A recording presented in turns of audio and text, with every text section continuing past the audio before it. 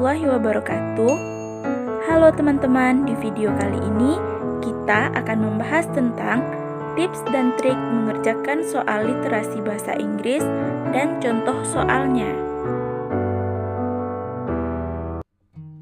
Sesuai dengan kisi-kisi subtes literasi bahasa Inggris, nanti teksnya itu bisa berupa berita, kemudian tajuk rencana, teks penjelasan ilmiah, kemudian kajian pustaka, dan teks pembahasan hasil penelitian.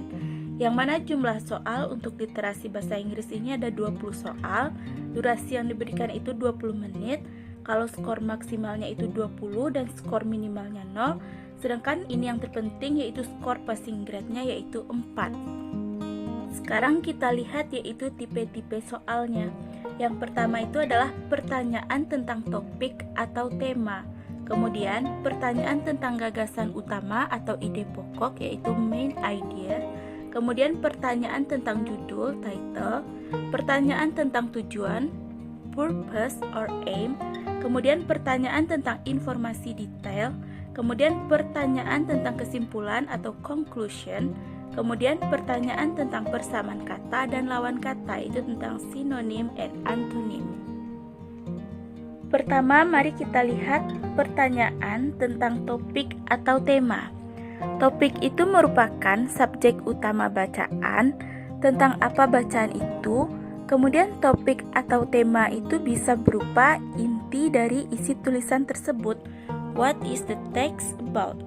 Nah, kalau untuk pertanyaan yang biasa digunakan untuk menanyakan topik atau tema dari teks, yang pertama itu, what is the main topic of this passage? Apa topik utama bacaan ini? Kemudian, the text is mainly talking about. Teks ini membicarakan tentang apa? Kemudian, the passage is about. Bacaan ini mengenai apa? Nah, untuk tips dan trik pengerjaan untuk menentukan topik atau tema dari teks itu, jika pertanyaannya tentang topik, maka jawabannya itu berupa satu kata atau bentuk frasa. Kemudian kita itu membaca kalimat utama dan terakhir pada paragraf tersebut. Lalu temukan kata kunci pada bacaan, dan kata kunci itu bisa berupa sinonim. Selanjutnya kita lihat pertanyaan tentang gagasan utama atau ide pokok atau main idea. Ide pokok itu merupakan pokok pikiran sebuah paragraf yang membuat keterangan, penjelasan, uraian atau pendapat dari si penulis tentang topik atau pokok bahasan. Gagasan utama merupakan penjelasan untuk judul dari topik, menjelaskan dari sudut pandang si penulis. Gagasan utama merupakan penjelasan topik, maka akan lebih panjang dan berupa kalimat pelengkap. Pertanyaan yang biasanya menanyakan tentang main idea, yang pertama itu, what is the main idea of this passage? Apa gagasan utama dari bacaan ini? Kemudian, what is the text talking about? Teks ini bercerita tentang apa? Lalu, the main idea of this paragraph is bla bla bla. Ide pokok dari paragraf ini adalah, kemudian, what is the author main idea of paragraph 2? Apa ide pokok yang dituliskan oleh penulis pada paragraf 2? Nah, untuk tips dan trik pengerjaannya sendiri, yang pertama tadi kita cari dulu topik dari setiap paragraf tersebut atau topik dari paragrafnya. Lalu perhatikan kata-kata yang mengembangkan tentang topik tersebut. Setelah itu perhatikan kesimpulan pada tiap paragraf. Main idea biasanya terdapat pada 2 kalimat utama. Jawabannya itu biasanya adalah kalimat pelengkap. Berarti kalimat yang menjelaskan tentang topik itulah yang akan menjadi main idea dari suatu teks atau suatu paragraf. Kita ke pertanyaan tentang judul atau title. Kalau untuk pertanyaannya biasanya, what is the best title of this passage? Apa judul terbaik untuk bacaan ini? Kemudian, what will be the most suitable title for this passage? apa judul yang paling tepat untuk bacaan ini? Nah, untuk tips dan trik pengerjaan untuk mencari judul ini, yang pertama kita bacalah paragraf pertama atau beberapa paragraf awal secara scanning dan skimming. Dimana scanning ini artinya kita itu mencari informasi spesifik yang ada pada teks tersebut, dan skimming itu kita membaca cepat. Jadi kita hanya mencari inti-intinya saja, mana kata yang sering berulang. Lalu yang kedua yaitu cari kata yang paling sering muncul. Nah, kata yang sering muncul itu nanti bisa kita jadikan sebagai title-nya. Lalu yang ketiga, judul itu biasanya berupa kata, frasa, ataupun kalimat pendek. Selanjutnya yaitu pertanyaan tentang tujuan, purpose or aim. Tujuan ini merupakan alasan utama mengapa penulis menulis tentang bacaan tersebut. Nah, kalau untuk daftar pertanyaannya itu bisa berupa what is the purpose of the text? Apa tujuan dari teks ini? Kemudian yang kedua itu what is the aim of this passage? Apa tujuan dari bacaan ini? Itu untuk daftar pertanyaannya. Kalau untuk tips dan trik pengerjaannya, tujuan itu biasanya ditemukan pada paragraf pertama atau kedua dari suatu bacaan. Lalu tujuan itu biasanya berhubungan erat dengan ide pokok atau main idea. Pertanyaan tentang informasi detail. Kalau yang pertama, according to this passage, the correct statement below except bla bla bla bla. Berdasarkan teks di atas, pernyataan yang benar adalah kecuali titik titik titik. Kemudian yang kedua, it is state, hal itu dinyatakan. Kemudian yang ketiga, all of the following are mentioned except bla bla bla. Semua pernyataan berikut disebutkan pada teks kecuali. Kemudian yang keempat, the author states that bla bla bla bla. Penulis menyatakan bahwa. Yang kelima itu, what does the author say about bla bla bla. Penulis mengatakan tentang. Untuk tips dan trik pengerjaannya sendiri, yang pertama itu adalah gunakan teknik skimming dan scanning, di mana tadi skimming itu membaca cepat dan scanning itu adalah kita mencari informasi spesifik pada teks bacaan tersebut. Lalu carilah bagian teks yang menyatakan fakta-fakta yang terdapat dalam bacaannya biasanya itu mengenai WH questions. Yang pertama itu adalah who, kemudian what, when, where, why, and how. Lalu pertanyaan tentang kesimpulan atau conclusion. Pertanyaannya itu bisa berupa it can be concluded that, dapat disimpulkan bahwa. Lalu what is the conclusion of this text? Apa kesimpulan dari teks ini? Kemudian we can conclude that, kita dapat menyimpulkan bahwa. It can be inferred that, dapat disimpulkan bahwa. Dan yang terakhir itu what is the conclusion of this text? Apa kesimpulan dari teks tersebut? Tips dan trik pengerjaannya. Kesimpulan itu merupakan rangkuman dari bacaan. Lalu kesimpulan itu biasanya terletak pada bagian akhir bacaan. Kemudian pertanyaan tentang synonym and antonym. Bagaimana untuk synonym? Pertanyaannya itu bisa berupa the synonym of word bla bla bla bla is. Sinonim dari kata titik titik titik adalah. Kemudian the underlined word has the close meaning to bla bla bla bla. Kata yang digarisbawahi memiliki persamaan arti dengan. Kemudian the underlined word has similar meaning with bla bla bla bla. Kata yang digarisbawahi memiliki arti yang sama dengan. Kemudian the underlined word has the same meaning as bla bla bla bla. Kata yang digarisbawahi memiliki arti yang sama dengan. Itu beberapa pertanyaan untuk menanyakan tentang sinonim. Kalau untuk antonym, The antonym of word bla bla bla bla is, lawan dari kata titik titik titik adalah, kemudian the underlined word has the opposite meaning with bla bla bla bla. Kata yang digarisbawahi memiliki arti yang berbeda dengan. Untuk tips dan trik pengerjaannya, sudah pasti yang pertama itu adalah perbanyak kosakata. Tetapi jika memang teman-teman tidak mengetahui arti dari kata yang ditanya tersebut, termasuk jawabannya, maka carilah kata-kata yang dianggap memiliki makna sama.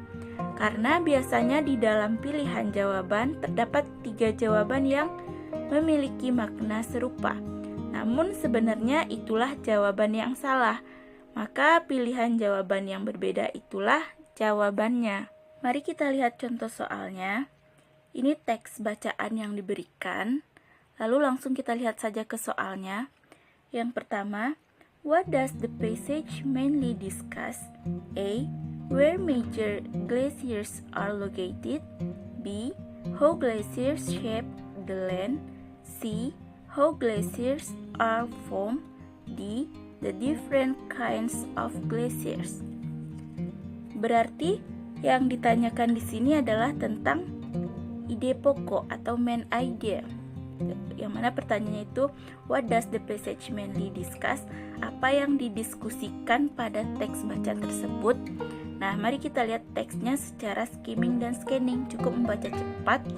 Lalu kita lihat informasi spesifik di dalamnya. Di sini tadi cara untuk mencari main idea, pertama kita cari dulu tentang topiknya. Berarti topiknya di sini adalah tentang glaciers.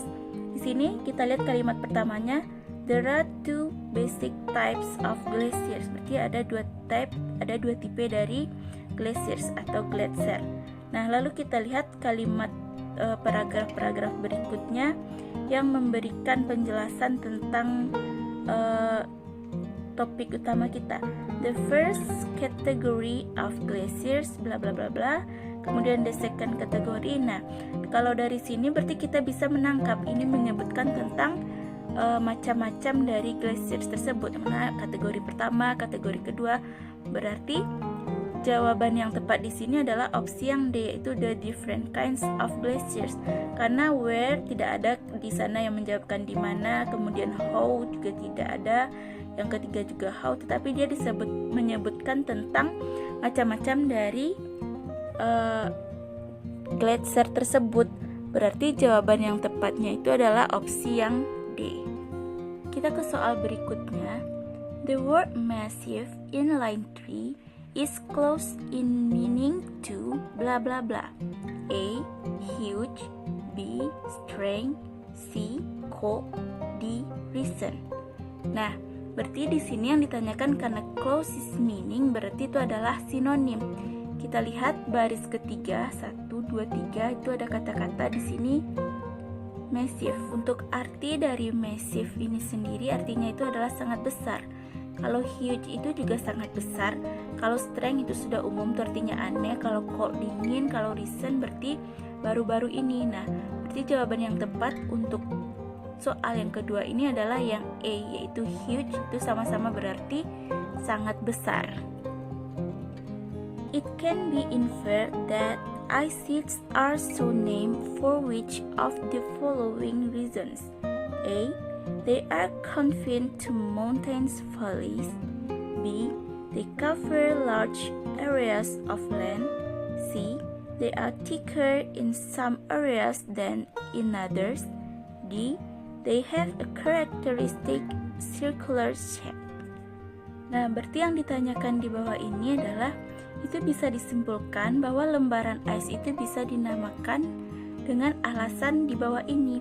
Berarti yang kata-kata kunci yang kita dicari di sini adalah tentang ice sheets. Kita cari di teks ini yang tentang ice sheets. Yang pertama, mari kita scanning tentang ice sheets.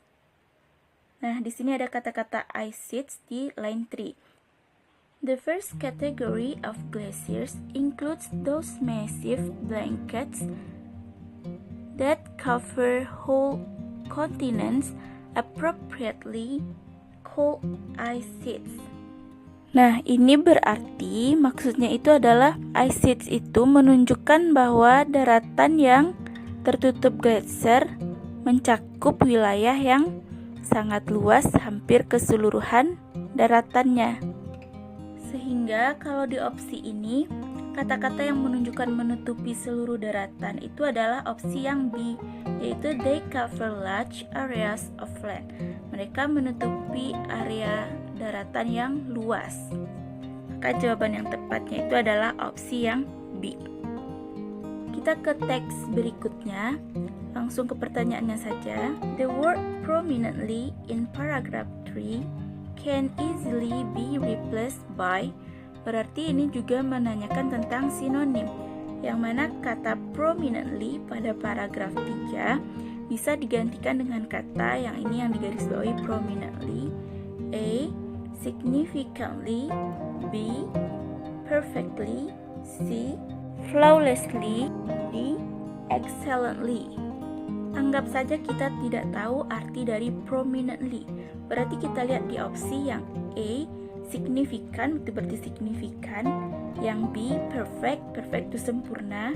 Yang C, flawlessly itu berarti sempurna. Yang D, excellently berarti itu excellent atau baik. Nah, dari kata-kata ini kan tadi kita sebutkan bahwa kalau kita memang tidak tahu artinya, kita lihat opsinya yang berbeda. Kalau perfect sempurna itu iya, kemudian flawless sempurna berarti itu juga sama. Kemudian excellent baik itu juga satu kelompok kata. Nah, yang berbeda di sini yaitu signifikan. Maka bisa kita isi jawabannya itu dengan opsi yang E, yaitu significantly. Yang mana kalau artinya itu adalah signifikan itu bisa menonjol sama dengan prominently. Maka prominently itu bisa kita gantikan di sini dengan significantly. The next questions. The main idea of paragraph 3 is A. The MOOC's collaboration in music field. B. The MOOC in the movie soundtrack. C. The introduction of mini MOOC. D. The collaboration of the MOOC with music groups. Let we see the paragraph 3. The first sentence said that in 1964, MOOC began a collaboration with American composer and then released the best-selling electronic music album Switch On Beach in 1968, introduced the compact and portable mini MOOC in 1970, sehingga bisa kita simpulkan bahwa ide pokok dari paragraf 3 ini adalah yang E, yaitu the MOOC's collaboration in music field, dimana tadi di teks disebutkan kapan dia memulai kolaborasi pertamanya, kemudian dia berkolaborasi dengan berbagai musisi di dalam berbagai genre musik. Ada juga tahun-tahunnya disebutkan. Jadi ide pokok untuk paragraf 3 ini memang tidak disebutkan secara langsung di teks tersebut, tapi kita dapat mengambil makna tersirat dari kata-kata yang ada pada teks yang telah kita dapatkan tadi. Oke teman-teman, sekian dulu untuk video kita kali ini. Jangan lupa untuk di-like, komen, serta di-subscribe dan di-share kepada teman-teman yang lainnya agar channel ini terus berkembang. Jika ada pertanyaan yang tidak dimengerti, bisa teman-teman selipkan di kolom komentar, dan jika ada saran untuk perbaikan video kedepannya juga bisa diselipkan di kolom komentar. Terima kasih kepada teman-teman yang telah menonton.